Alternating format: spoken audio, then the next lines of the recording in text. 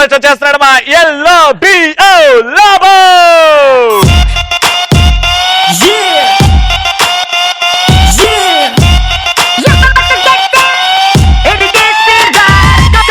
ఏంటంటే అమ్మాయిలు ఏదైనా ఒక 20 రూపాయలకి అమ్మ వేసుకుంటే కూడా షో ఆఫ్ చేస్తారు. అటువంటిది మా బస్తీలో ఒక ఆంటీ ఉన్నది. అమ్మ ఏదైనా వేసుకో చూపెట్టుకుంటారు. సో అటువంటిది ఒక ఆంటీ 1000 రూపాయలు పెట్టుకొని గాజులు కొనుక్కుంటారు. ఇక చూపెట్టుకోవాలి జనాలకు. గాజులు వేసుకొని ఏం రవి ఎట్లున్నావు ఇట్లా చూపెట్టుకుంటుంది. ఎవరు చూడరు. ఏం శ్రీముఖి ఎట్లున్నావు బాగున్నా. మళ్ళీ అది కూడా కాంప్లిమెంట్ ఇవ్వాలి గజ్జలు బాగున్నాయి అని. ఏం చేస్తుంది ఇంట్లో ఇస్తరి చేసుకుంటాం చూడు, ఇస్తరి అది తీసుకొని హాల్లో బయట పడేస్తుంది, ఇరిగిపోతుంది. అయ్యో ఇస్తరి వాళ్ళకి దీనికి ఎవరు చూడరు. ఇంటికి వచ్చి పరిశాన్ ఎవరు నాకు అప్రిషియేట్ చేయలే, నా బ్యాంగిల్స్ బాగున్నాయి, ఏం చేద్దాం అర్థం కాదు. ఒక 50 లీటర్ గ్యాస్ మీద తెచ్చి మొత్తం ఇంట్లోనే వేసేస్తుంది, అగ్గిపెట్టి పెట్టేస్తుంది. చాలు మొత్తం ఇల్లు అంట పెట్టేస్తుంది. అయ్యో నా ఇల్లు ఇల్లు ఒక ఆంటీ ఇట్లా బస్తీలో అయ్యో ఇల్లు కాదు గాజులు బాగున్నాయి అనగానే భారం కొట్టాయి. ఇదే గంట సేపు ఉంటే ఇల్లు కాలకపోతుండే కదా. ఈ సిచ్యువేషన్ లో ఒక జబర్దస్త్ పార్టీ నడుస్తూనే ఉంటది. ఇక దావత్ చేసిన ఆంటీ బయట నిలబడి ఇట్లా చూస్తుంది. అయ్యి నేను ఇచ్చిన 100 మంది దావతు, ఇక ఎక్కువనే ఉన్నారు, ఏంది కథ తెలుసుకుందామని ఇట్లానే మైక్ తీసుకొని పెద్ద స్టేజ్ లో నిలబడి అందరికి ఆపండి డాన్స్. అమ్మాయిల తరఫున ఎంతమంది ఉన్నారు లెఫ్ట్ వచ్చేయండి, అబ్బాయిల తరఫున ఎంతమంది ఉన్నారు రైట్ వచ్చారంటే అందరూ వెళ్ళిపోతారు. ఈ 100 మంది ఎవరిని పిలిచి దావత్ వాళ్ళే వెనకాల ఉంటారు. వీళ్ళందరూ లెఫ్ట్ అండ్ రైట్ ఉంటారు. ఆంటీ దిగి యాంకర్ లెక్క బెల్ట్ తీసుకొని ఒక్కొక్కరిని బాడు కొడుతూనే ఉంటది. అయితే ఒక ఆంటీ లేస్తుంది, లేచి ఏంటండి దావత్ కి పిలిచి ఇట్లనే పరువు తీస్తారా అంటే ఈ ఆంటీ చెప్తుంది, ఏడొచ్చినావే తల్లి, సీనన్న దినాలకు వచ్చినావు, పెళ్లికి వచ్చినావు అనుకున్నావు, నీ అమ్మ కడుపు మాడా అంటారు. ఫ్రీ దావత్ లేడని ఉంటే ఆడ వచ్చేస్తున్నారు. పిల్లలే నాకు తెలుసు నవ్వకు.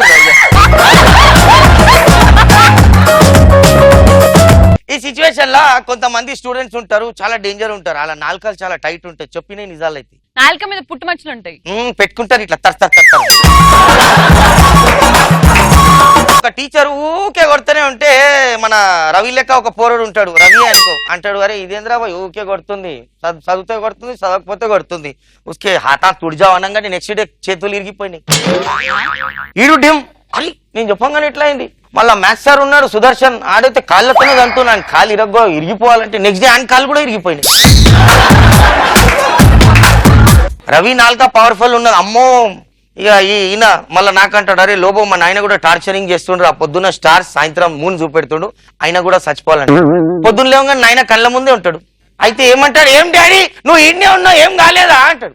లే ఏం కాలేదు మా అవి కాదు అమ్మాయి అంటే పక్కన సుదర్శన్ అంకుల్ చచ్చిపోయింది దినాలకు పోయిందంట. ఒక చీమ ఉంటది, ఒక ఏనుగు ఉంటది.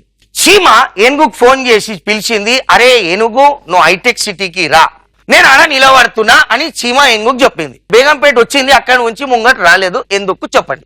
ఏనుగుకి యాక్సిడెంట్ అయి ఉంటుంది. యాక్సిడెంట్ లే అన్న రాంగ్ ఆన్సర్. ఇంకో ఏనుగు కనబడ్డదేమో దానికి దాంట్లో. సంసారం చేసిర్రా మధ్యలో. తనకి 3 బాగాలేదనుకుంటా.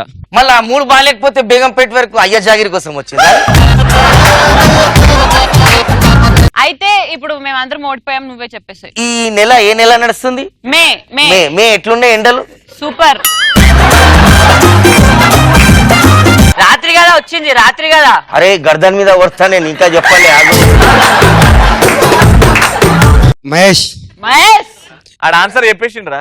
లేలే చెప్పాలి. ఎండ దెబ్బలన్నా ఆగిన ఆయన మధ్యలో లేచిండు. సరే చెప్పు. నిరాశంగా వచ్చి పడిపోయింది. కూర్చోనన్నా, ఆయన కరెక్ట్ చెప్పిండు కదా. ఎండ దెబ్బ తగిలి అది కింద ఫెయింట్ అయిపోయింది. అది బేగంపేట వరకు ఎండలు ఎట్లున్నాయి ఇది కూడా పిల్లలే నాకు తెలిసింది.